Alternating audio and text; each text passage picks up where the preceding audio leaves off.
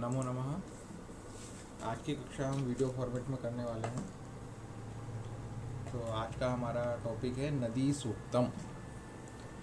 तो सबसे पहले आपका 10वां पाठ है नदी सूक्तम।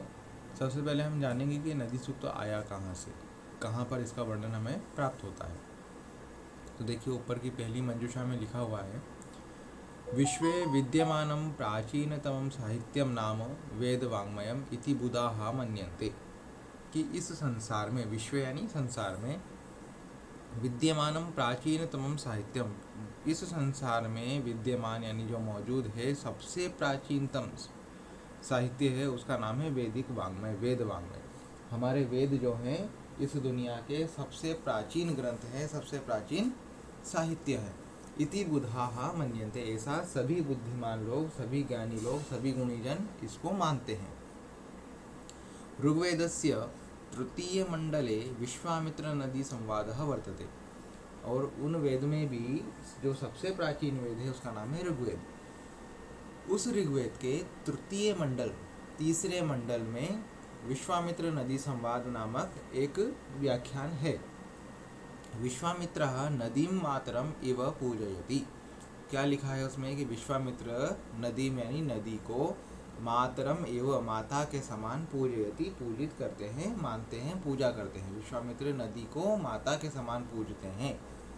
मानवीया संस्कृति ही नदी तीरे एवं विकसिता।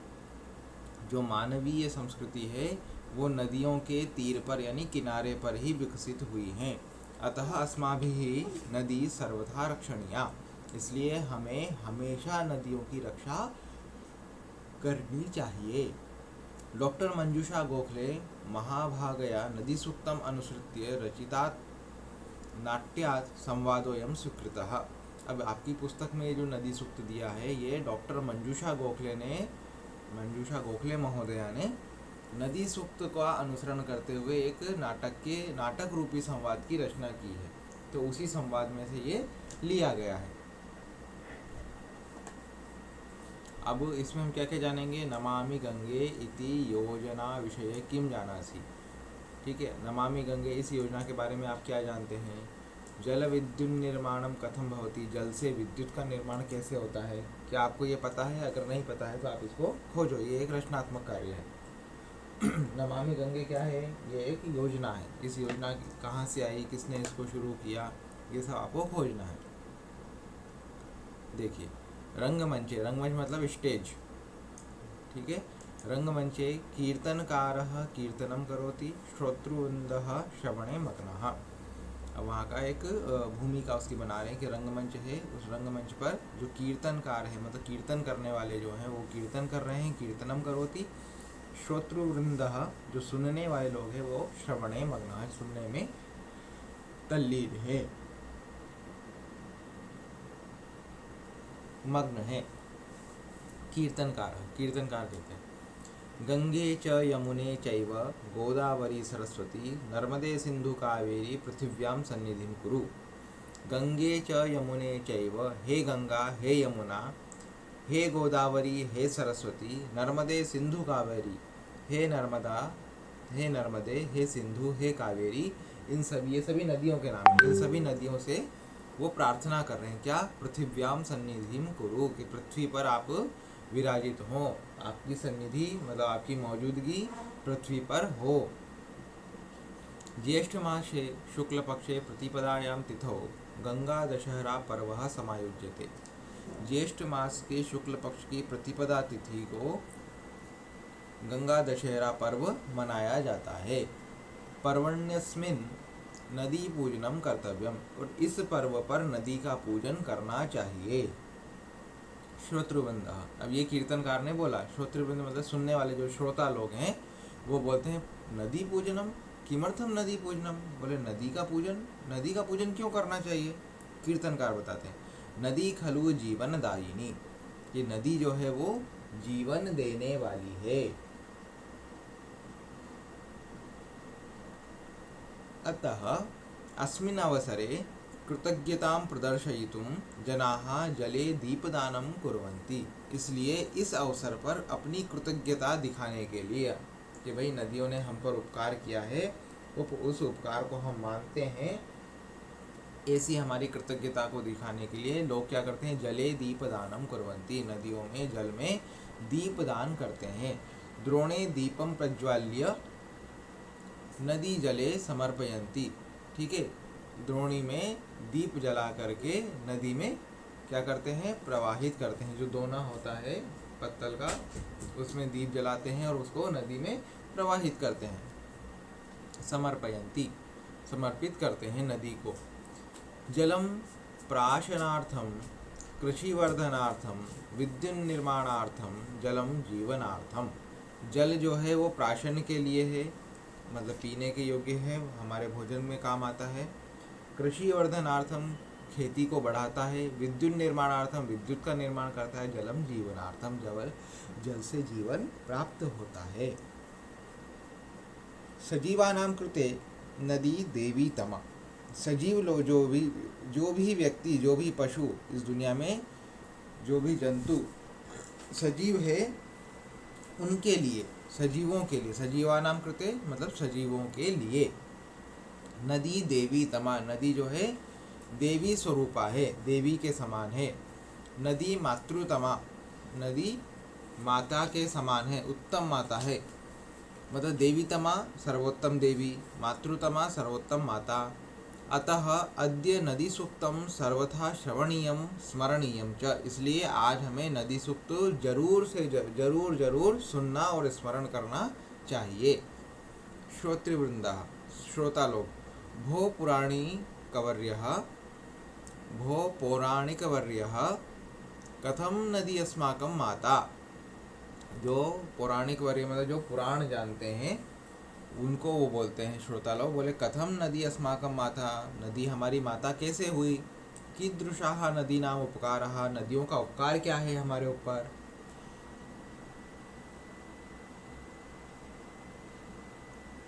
कीर्तनकार बताते हैं, शृणोता बोले सुनिए, आर्याः शृणोता बोले हे आर्य सुनो। अति प्राचीना खलु एषा कथा, यह कथा अत्यंत प्राचीन है। अस्ति विश्वामित्र नाम कुशिक पुत्र मुनिवर, एक कुशिक ऋषि के पुत्र विश्वामित्र नाम के मुनिवर थे। सपरिवारम सगोधनम च दूरतः आगतः, अपने परिवार के साथ और अपनी गायों के साथ, सगोधनम, गोधनम यानी अपनी जो उनके पास जो गायें थी उनके साथ वो दूर से आए थे। मार्गम आकामन सह विपाट तथा शुतुद्री एतयोः नद्योः संगमम प्राप्तम, ठीक है, जब वो आ रहे थे रास्ते में तो उन्हें रास्ते में मार्ग में आक्रमण आते हुए, मतलब मार्ग को जो पूरा कर रहे थे, पूरा करते हुए सह यानी वह विपाट और शुतुद्री नामक दो नदियों का संगम उनको प्राप्त हुआ। ऐसी स्थान पर वो पहुँचे आते आते रास्ते में जहाँ पर दो नदियों का संगम था। कौन कौन सी नदी, विपाट और शुतुद्री, ये दो नदियों के नाम हैं।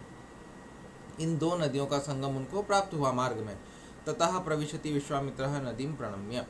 अब वो ये सब जो है वो नाटक चल रहा है ना, एक सीरियल टाइप चल रहा है, ड्रामा है ये, तो उसमें बता रहे हैं कि ततः प्रविशति, अब तो जो है विश्वामित्र प्रवेश करते हैं और नदी को प्रणाम करते हैं।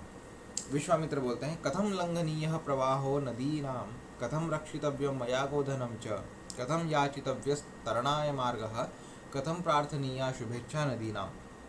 अब विश्वामित्र आ रहे हैं नदी में, उनको रास्ता जो है रास्ते में आ रहे थे, उनको नदी मिली, नदी दो नदियों का संगम था।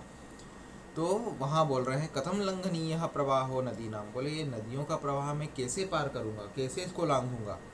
कथम रक्षितव्यम मया गोधनम च, और मुझे अपने गोधन की भी रक्षा करनी है, अपनी गायों की रक्षा करनी है, वो मैं कैसे कर पाऊँगा। कथम याचितव्यस्तरणाय मार्गम, अब जो है इन नदियों को से मैं कैसे याचना करूँ, कैसे मांगूँ कि मुझे ये रास्ता पार करने के लिए, जो ये नदी पार करने के लिए आप मुझे रास्ता दे दो। मार्गम कथम प्रार्थनीया शुभेच्छा नदीनाम, नदियों से मैं अपनी शुभेच्छा की प्रार्थना कैसे करूं, ऐसा उनके मन में विचार चलता है। तभी विपाट नामक जो नदी है वह बोलती है कह खलु एषः मानवः, बोले ये मानव, ये मनुष्य कौन है। अस्मान किमर्थम वंदते स्तौति च, ये हमारी वंदना क्यों कर रहा है, हमारी स्तुति क्यों कर रहा है। आर्य, अब वो पूछती है आर्य किन नामा भवान कस्माद अस्मान आह्वयति, बोले आपका नाम क्या है और आप हमें क्यों आप बुला रहे हैं, हमारा आह्वान क्यों कर रहे हैं। विश्वामित्र अयि माता, बोले हे माता, विश्वामित्रो हम, मैं विश्वामित्र हूँ। दूरतः आयातः रथैः शकटैः च, मैं बहुत दूर से आ रहा हूँ। रथ और शकट यानी जो गाड़ी होती है, जैसे बैलगाड़ी होती है, इस टाइप की गाड़ी को शकट बोलते हैं। तो दूरतः आयातः, मैं बहुत दूर से आ रहा हूँ, रथ और शकटों के द्वारा मैं यहाँ तक पहुँचा हूँ। वयम सर्वे परतीरम गंतुम समुत्सुकाः, बोले हम सभी दूसरे परतीरम यानी जो दूसरा तीर है, दूसरा किनारा है नदी का, वहाँ गंतुम उत्सुकाः, जाना चाहते हैं। समुत्सुका मतलब उत्सुक है जाने का, उत्सुक है जाने की इच्छा रखते हैं। फिर शुतुद्री नदी बोलती है, विप्रवर मधुरा खलु ते वाणी, बोले हे विप्रवर तुम्हारी वाणी बहुत मधुर है, बहुत मीठी वाणी है, बहुत सरल वाणी है। रंजयति अस्मान, हमें रंजित कर रही है, हमें खुश कर रही है, हमें आनंद दे रही है। वद कथम तव सहाय्यम कर्तव्यम, बोले बोलो हम तुम्हारी सहायता कैसे कर सकते हैं, हम तुम्हारी क्या सहायता कर सकते हैं। विश्वामित्र कहते अम्ब शृणु में अभ्यर्थनाम, बोले मेरी अभ्यर्थना, मेरी प्रार्थना सुनिए। गाधा में भविष्यति, बोले क्या आपकी मेरी प्रार्थना सुनेंगे तो आपको क्या बाधा होगी, या गाधा नहीं, यहाँ पे बाधा हमें पढ़ना है, शायद मिस प्रिंटिंग हो गई है। अम्ब शृणु में अभ्यर्थना, मेरी अभ्यर्थना सुनो, क्या मेरी अभ्यर्थना सुनने से आपको बाधा तो नहीं होगी। स्वल्पी भवतु जलोघः, ओघ यानी प्रवाह, जल यानी पानी, बोले स्वल्पी भवतु जलोघः, जल का प्रवाह थोड़ा सा कम कर दो। भाई दो नदियों का संगम था तो वहाँ पे बहुत ज़्यादा प्रवाह था ना, वो बहाव बहुत तेज था उसका नदी का, तो बोल रहे हैं कि आप अपनी नदियों का बहाव, अपने पानी का बहाव कम कर दो। ये न वयम सुखेनैव परतीरम प्राप्तुम शक्नुमः, जिससे हम सुखपूर्वक शांति से बिना किसी कष्ट के परतीरम प्राप्तुम शक्नुमः, दूसरे तीर को प्राप्त कर सकें। विपाट नदी बोलती है देवेंद्र खलु परमेश्वरः मार्गम मह्यम प्रदत्तवान हत्वा वृत्रम, देखो ऐसा है। विपाट नदी बोलती देवेंद्र खलु परमेश्वर मार्गम मह्यम प्रदत्तवान, बोले जो देवेंद्र हैं, परमेश्वर हैं, उन्होंने मुझे ये मार्ग दिया है। ठीक है। हत्वा वृत्रम वज्रहस्तः नदी प्रवाह विमुक्तवान, और उन्होंने वज्रहस्त जो है उन्होंने वृत्र को मार करके ये जो नदी का प्रवाह है ये छोड़ा है। मया न कार्या तस्य अवज्ञा, मैं उन इंद्र की अवज्ञा नहीं कर सकती। क्रुद्धो देवो भविष्यति, वो जो इंद्र हैं वो क्रुद्ध हो जाएंगे, अगर मैंने अपना प्रवाह कम किया तो वो देवेंद्र जो है वो क्रुद्ध हो जाएंगे। क्षमस्व विश्वामित्र कदापि नैव विरामः संभवती, बोले हे विश्वामित्र क्षमा कीजिए, हम ये हमारा प्रवाह जो है कम नहीं कर सकते। नदियों, दोनों नदियाँ बोलती हैं रे विश्वामित्र, अरे विश्वामित्र ऋषि, नैव विरमावह, हम कभी विराम प्राप्त नहीं कर सकते, हम रुक नहीं सकते त्वत्कृते तुम्हारे लिए।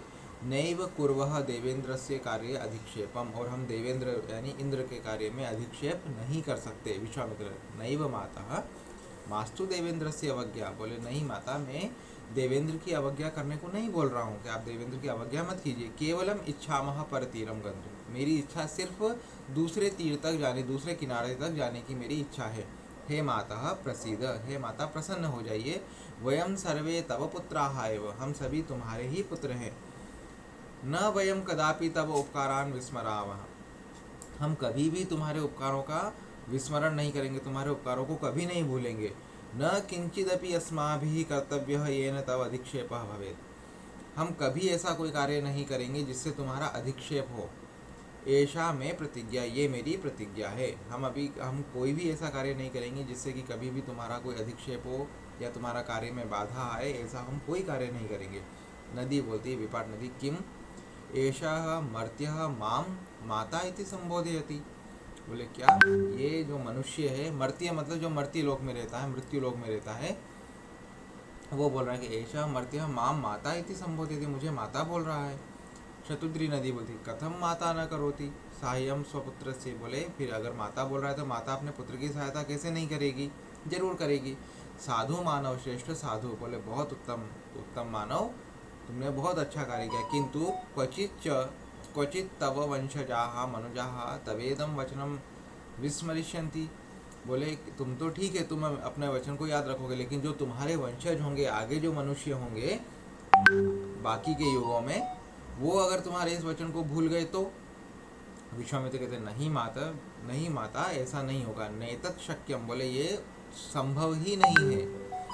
सर्वाः सरितः सुखम वहन्तु, बोले सभी नदियाँ जो है सुखपूर्वक वहें।